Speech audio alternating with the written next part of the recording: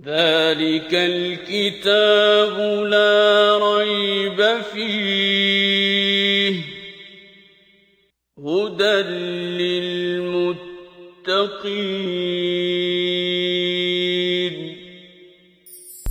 كتاب الله للأرواح روح، به تحيا النفوس وتستريح. كتاب الله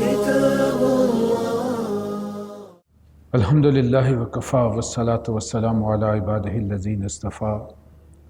خصوصاً علی افضلہم وخاتم النبیین محمد الامین وعلی آلہ وصحبہ اجمعین. اما بعد فاعوذ باللہ من الشیطان الرجیم. بسم اللہ الرحمن الرحیم. وَلَقَدْ أَرْسَلْنَا نُوحًا إِلَىٰ قَوْمِهِ إِنِّي لَكُمْ نَذِيرٌ مُّبِينٌ أَلَّا تَعْبُدُوا إِلَّا اللَّهَ إِنِّي أَخَافُ عَلَيْكُمْ عَذَابَ يَوْمٍ عَلِيمٍ. صدق اللہ العظیم. رب اشرح لی صدری ویسر لی امری واحلل عقدۃ من لسانی یفقہوا قولی.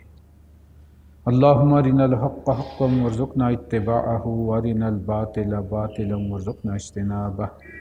آمین یا رب العالمین.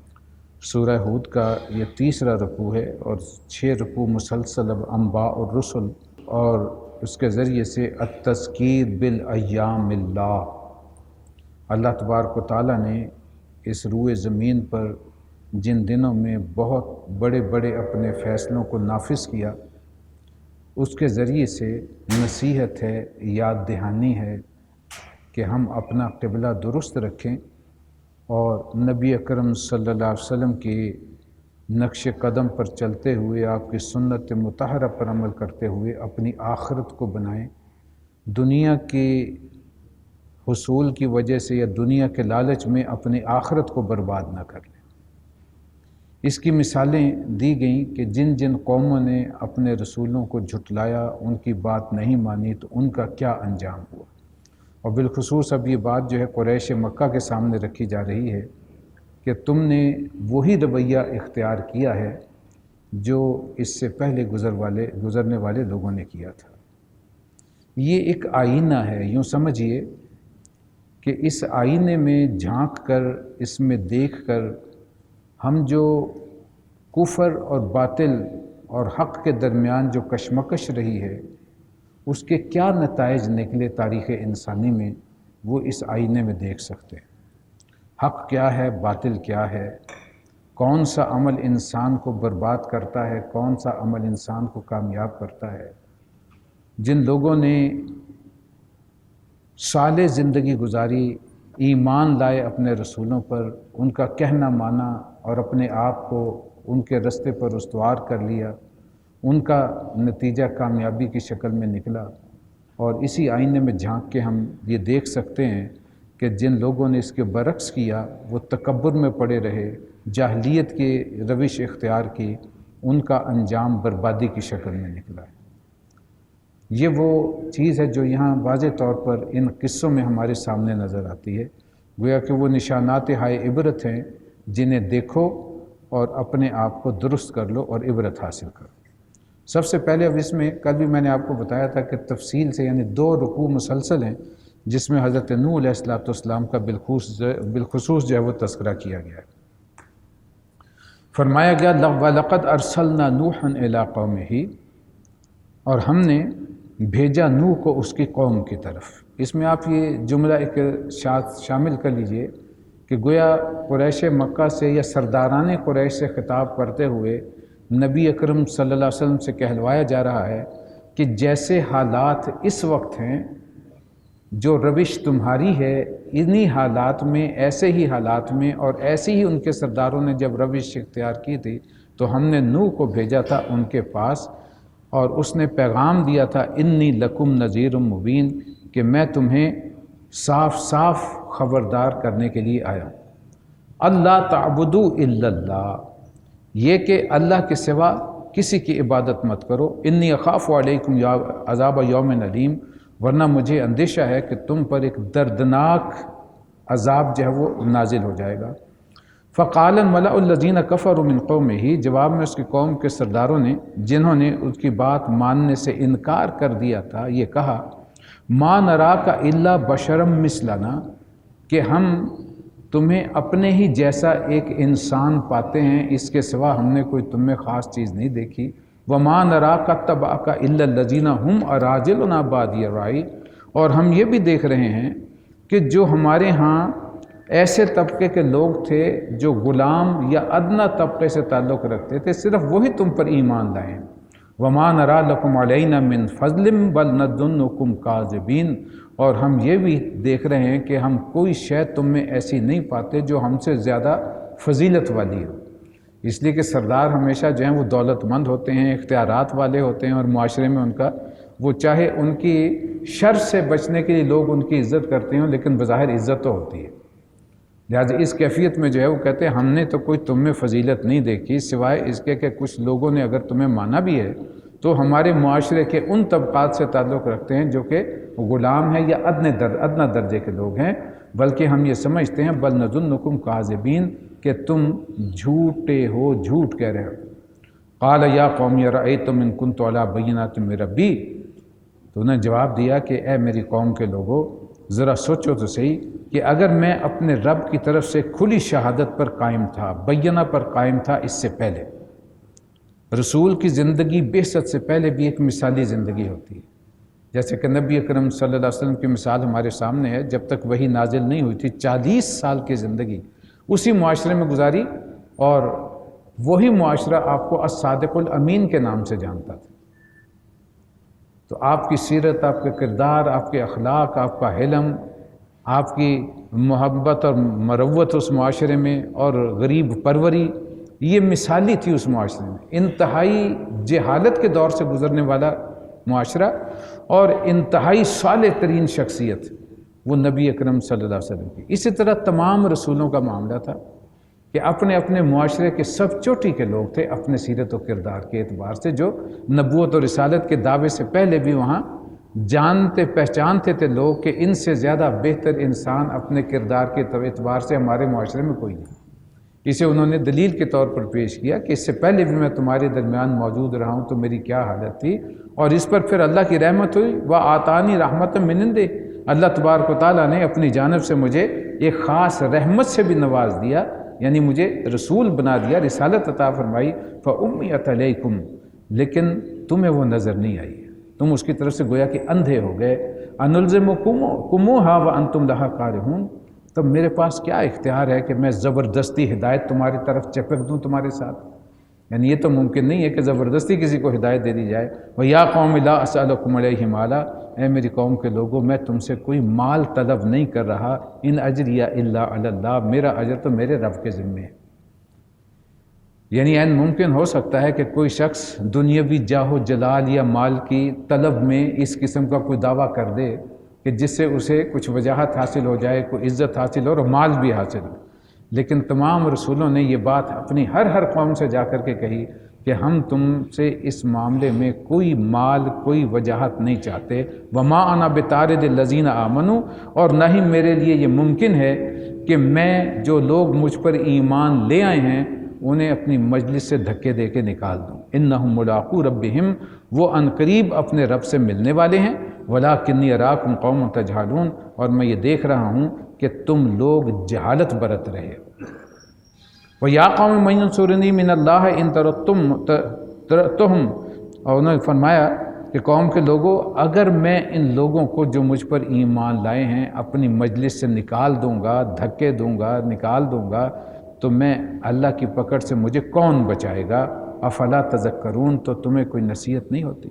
ولا اقول لکم عندی خزائن اللہ، میں تم سے یہ تو نہیں کہتا کہ میرے پاس اللہ کے خزانے جمع ہو گئے۔ ولا عالم الغیب، اور نہ ہی میں کہتا ہوں کہ مجھے غیب کا علم حاصل ہے۔ ولا اقول انی ملک، نہ میں یہ کہتا ہوں کہ میں کوئی فرشتہ ہوں۔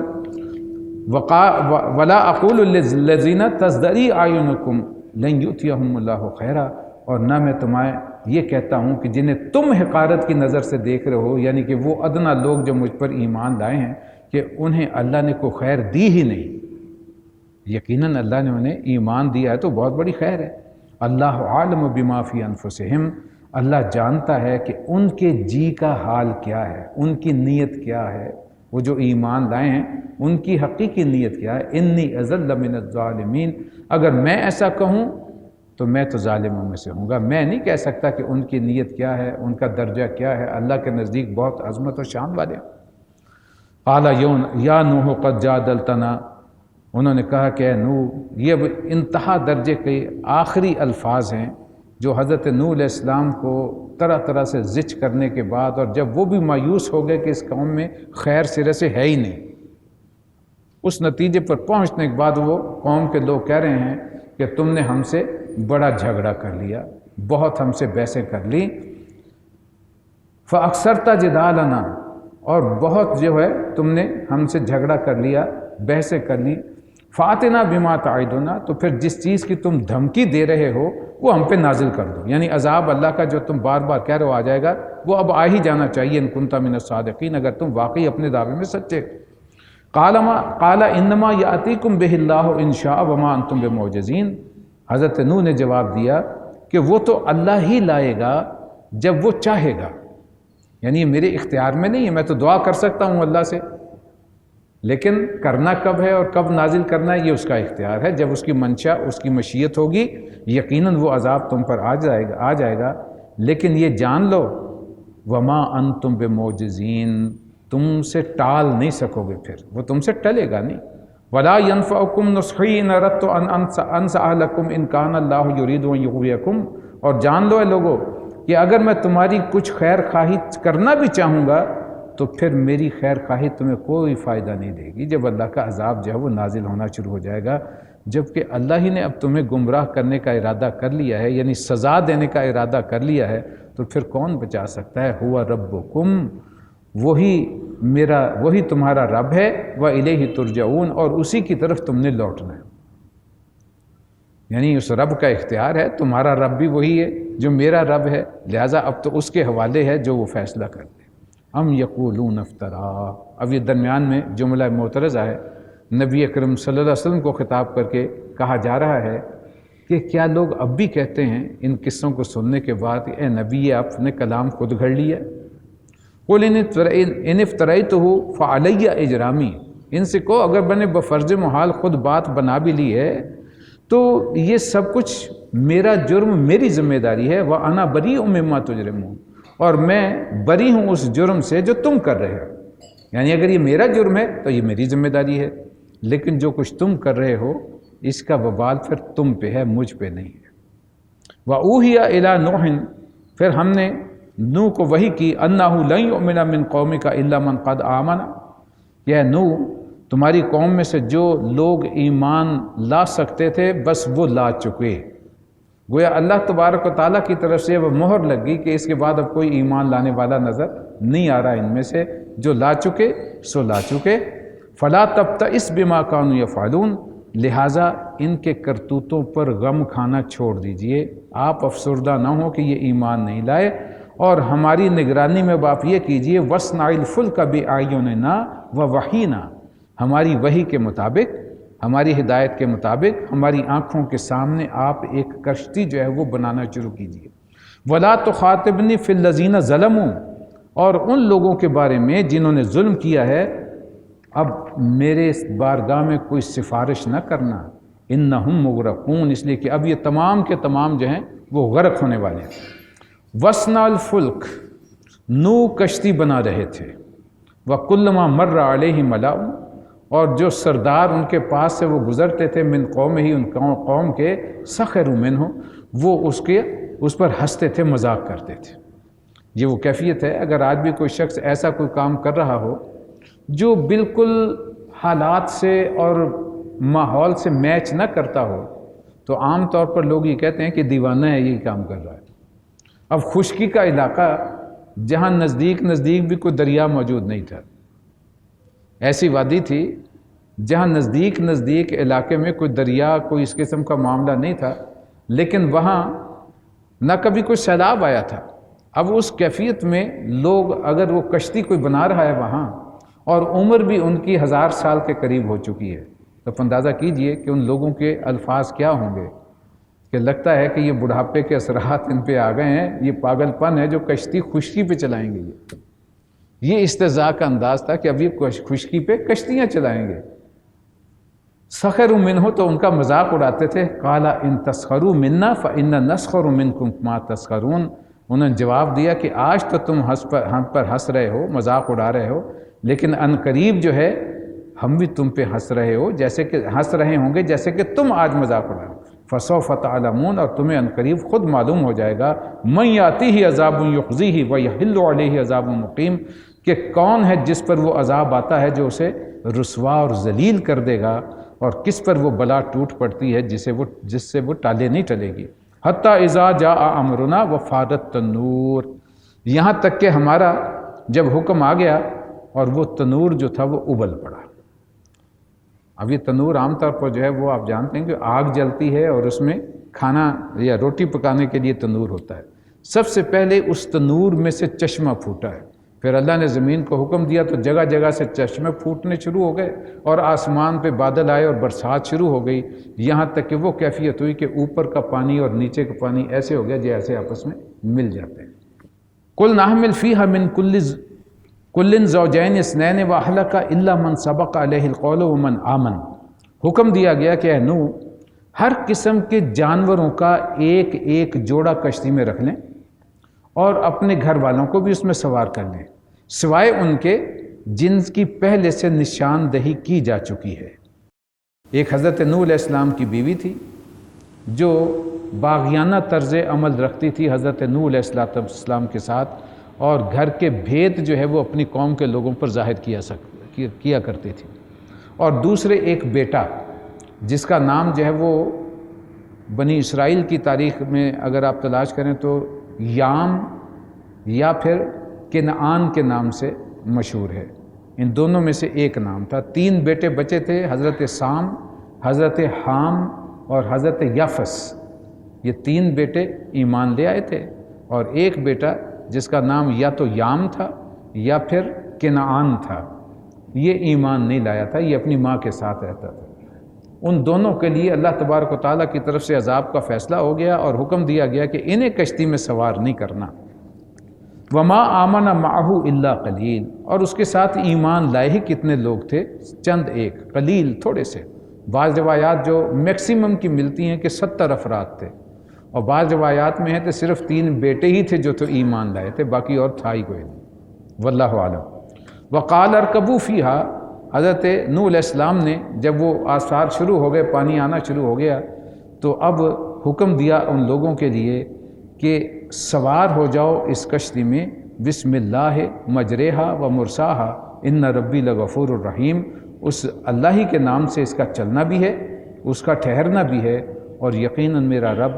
مغفرت کرنے والا اور رحم کرنے والا ہے۔ وَهِيَ تَجْرِي بِهِمْ فی موجن کالجبال، کشتی ان لوگوں کو لیے چلی جا رہی تھی اور ایک ایک موج اٹھ رہی تھی پہاڑ کی مانند، بلند و بالا، جتنا زیادہ پانی ہوگا اتنی ہی زیادہ لہریں جو ہیں وہ موجیں زیادہ تیز ہو جاتی ہیں۔ آپ دیکھیں دریا میں اتنی طغیانی نہیں ہوتی جتنی سمندر میں ہوتی ہے، اس لیے سمندر میں پانی کا ذخیرہ بہت زیادہ ہوتا ہے اور تھوڑی سی ہوا بھی اسے زیادہ اٹھاتی ہے، تو ظاہر ہے کہ یہ بہت بڑا طوفان تھا، تو اس میں موجیں اس طرح اٹھ رہی تھی جیسے پہاڑ کی مانند بلند و بالا۔ وَنَادَى نُوحٌ ابْنَهُ، اس وقت نوح نے پکارا اپنے بیٹے کو جب دیکھا کہ وہ بھاگا جا رہا ہے پانی سے بچنے کے لیے، وَكَانَ فِي مَعْزِلٍ يَا بُنَيَّ ارْكَب مَعَنَا، اور دیکھا کہ دور فاصلے پر تھا، تو نوح نے پکار کر کہا میرے بیٹے ہمارے ساتھ سوار ہو جا، وَلَا تَكُن مَعَ الْكَافِرِينَ، اور کافروں کے ساتھ من نہ رہ۔ قَالَ سَآوِي إِلَى الْجَبَلِ يَعْصِمُنِي مِنَ الْمَاءِ، اس نے جواب دیا پلٹ کے کہ میں ابھی پہاڑ پر چڑھے جاتا ہوں جو مجھے پانی سے بچا لے گا۔ قال لا عاصم اليوم من امر اللہ الا من رحم، حضرت نوح علیہ السلام نے کہا کہ آج کوئی چیز اللہ کے حکم سے بچانے والی نہیں ہے سوائے اس کے کہ خود اللہ ہی اپنی رحمت فرمائے، اب کوئی نہیں بچے گا سوائے اس کی رحمت سے۔ وحال بینہم الموج، اب ان کے درمیان ایک زور کی موج آئی اور وہ حائل ہوگی، فکان من المغرقین، اور وہ بھی شامل ہو گیا غرق ہونے والا۔ اللہ تبارک و تعالیٰ نے اسے بھی سزا دی۔ وقیل یا ارض ابلعی، حکم دیا گیا زمین کو کہ پانی کو نگل جا، ابلعی ماء کی پانی کو نگل جا و یا سماء اقلعی وغیض الماء وقضی الامر، اور آسمان کو حکم دیا کہ تو بھی پانی برسانے سے رک جا، فیصلہ چکا دیا گیا۔ واستوت علی الجودی، اور کشتی جو ہے وہ جودی پہاڑ پر جا کر کے جم گئی، کھڑی ہو گئی۔ وقیل بعدا للقوم الظالمین، اور کہہ دیا گیا وقیل بعدا للقوم الظالمین کہ ظالموں کی قوم ہوئی دور، دور پھینک دی گئی ظالموں کی قوم، یعنی کہ عذاب سے دوچار کر دی گئی۔ وَنَادَى نُوحٌ رَبَّهُ فَقَالَ رَبِّ إِنَّ ابْنِي مِنْ أَهْلِي، حضرت نوح علیہ السلام نے پکار کر کہا ہے میرے رب ہے، میرے پروردگار، میرا بیٹا میرے اہل میں شامل ہے۔ اللہ نے وعدہ کیا تھا کہ تمہارے اہل بیت کو بچا دیا جائے گا، وہ کہا کہ میرے اہل و عیال میں میرا بیٹا بھی شامل ہے۔ وَإِنَّ وَعْدَكَ الْحَقُّ، اور تیرا وعدہ سچا ہے۔ وَأَنْتَ أَحْكَمُ الْحَاكِمِينَ، اور تو حاکموں میں سے بہت بڑا حاکم ہے، یعنی عدل کے ساتھ فیصلہ کرنے والا۔ قال یا نوح انہ لیس من اہلک، اللہ کی طرف سے جواب آیا کہ نوح وہ تیرے گھر والوں میں سے شامل نہیں ہے۔ کیوں؟ انہ عمل غیر صالح، اس لیے کہ اس کا عمل درست نہیں تھا، وہ ایک بگڑا ہوا عمل بذات خود، یعنی کہ سرتا پا جو ہے وہ تمہارا باغی تھا اور تمہارے جو ہے وہ حکم سے باہر تھا۔ فلا تسألنی ما لیس لک بہ علم، تو مجھ سے ایسے بات کی درخواست نہ کر جس کی حقیقت تو نہیں جانتا۔ انی اعظک ان تکون من الجاہلین، اور اپنے آپ کو جاہلوں میں شامل نہ کر لے۔ اب دیکھیے اللہ کے رسول ہیں، اور لفظ جو ہے وہ آ رہا ہے جو ہم زبان سے لیتے ہوئے بھی گھبراتے ہیں کسی بڑی شخصیت کے لیے۔ یہی لفظ جو ہے سورہ انعام میں ہم پڑھ چکے ہیں، جو کہ نبی اکرم صلی اللہ علیہ وسلم کے لیے اس مقام پر آیا تھا، اور وہی مفہوم یہاں بھی ذہن میں رکھیے۔ انسان اپنے گھر والوں کے لیے، اپنے اولاد کے لیے، اپنے معاشرے کے لیے، اپنے ملک کے لیے ہمیشہ مختلف معاملات میں ایموشنل ہوتا ہے، جذباتی ہوتا ہے۔ جب وہ دیکھتا ہے کہ کوئی آفت ہے، کوئی مشکل ہے، ایک سادہ سی مثال اگر آپ دیکھیں گے، آپ سفر کر کہیں باہر جائیں، لوٹ کے جب گھر آتے ہیں مہینے 2 مہینے کے بعد، اب حال ہمارے ملک میں چاہے حالات کیسے بھی ہوں، لیکن اپنی سرزمین پہ اترتے ہی ایک مرتبہ آنکھ میں آنسو ضرور آ جاتے ہیں جذباتی کیفیت کے ساتھ کہ آج میں اپنے گھر پہنچ گیا۔ اس مٹی سے بھی انسان کو محبت ہوتی ہے، ایک جذباتی کیفیت جو ہے وہ جذباتی لگاؤ اس کے ساتھ ہوتا ہے۔ آپ دیکھیں گے جو لوگ سالہ سال سے باہر رہ رہے ہیں اور وہاں کے سٹیزن بھی ہو چکے، وہاں کے وہ آباد کار کہلاتے ہیں، لیکن ایک جذباتی تعلق اب بھی ان کا اس ملک کے ساتھ ہوتا ہے جہاں کے وہ باشندے ہوتے ہیں۔ تو یہ ایک فطری شے ہے جو انسان کے اندر موجود ہے۔ پھر خاص طور پر جہاں اولاد کا، اہل و عیال کا معاملہ ہو، تو وہاں نبی اکرم صلی اللہ علیہ وسلم اپنی قوم کے بارے میں ایموشنل تھے کہ یہ کسی طرح ایمان لے آئیں، یہ کہیں جہنم کا شکار نہ ہو جائیں۔ اور یہاں حضرت نوح علیہ السلام اپنے بیٹے کے لیے پریشان ہیں کہ وہ غرق ہو گیا، اے اللہ کہیں وہ بچ جائے، لیکن اللہ تبارک و تعالیٰ کی طرف سے صاف جواب آ گیا کہ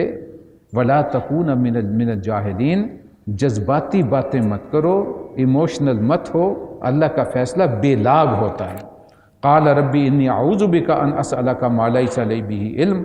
حضرت نوح نے جواب دیا اللہ میں تیری پناہ مانگتا ہوں اس بات سے کہ تجھ سے وہ شے مانگوں جس کا مجھے علم نہیں ہے۔ وَإِلَّا تَغْفِرْ لِي وَتَرْحَمْنِي أَكُن مِّنَ الْخَاسِرِينَ، اور اب اللہ اگر تو نے مجھے معاف نہ کیا، مجھ پہ رحم نہ کیا تو میں تو خسارے میں پڑ جاؤں گا۔ قِيلَ يَا نُوحُ اهْبِطْ بِسَلَامٍ مِّنَّا وَبَرَكَاتٍ عَلَيْكَ وَعَلَىٰ أُمَمٍ مِّمَّن مَّعَكَ، اے نوح تو اتر جا، یعنی کشتی سے اب اتر جاؤ، اور ہماری طرف سے سلامتی اور برکتیں ہیں تم پر اور ان تمام گروہوں پر جو تمہارے ساتھ ہیں۔ وَأُمَمًا سَنُمَتِّعُهُمْ ثُمَّ يَمَسُّهُم مِّنَّا عَذَابٌ أَلِيمٌ، اور کچھ گروہ ایسے بھی ہیں جنہیں ہم کچھ مدت تک سامان زندگی عطا کریں گے، اور پھر وہ ایک وقت آئے گا کہ ہمارے عذاب کے مستحق بن جائے گے۔ یعنی اب نسلیں چلیں گی، نئی قومیں آئیں گی، انہی افراد میں سے اب حضرت سام ان کی جو اولاد بڑھی ہے تو انہی میں سے عاد نامی وہ شخص ہوا جس کے نام پر قوم عاد وجود میں آئی، قبیلے بڑھتے چلے گئے، اور چند 100 سال بعد حضرت نوح علیہ السلام کی وہ کیفیت ہوئی کہ ایک بہت بڑی بستی اور انتہائی تہذیب و تمدن سے آراستہ مالا مال ایک قوم وجود میں آئی، جہاں پھر اللہ تبارک و تعالیٰ نے جب انہوں نے باغیانہ روش اختیار کی اور اللہ کی حدود کو توڑنا شروع کیا تو اللہ تبارک و تعالیٰ نے پھر وہاں ہود علیہ السلام کو بھیجا، جس کا فوراً جو ہے اس کے بعد تذکرہ آ رہا ہے۔ ذلك الكتاب لا ريب فيه هدى للمتقين كتاب الله للأرواح روح به تحيا النفوس وتستريح كتاب الله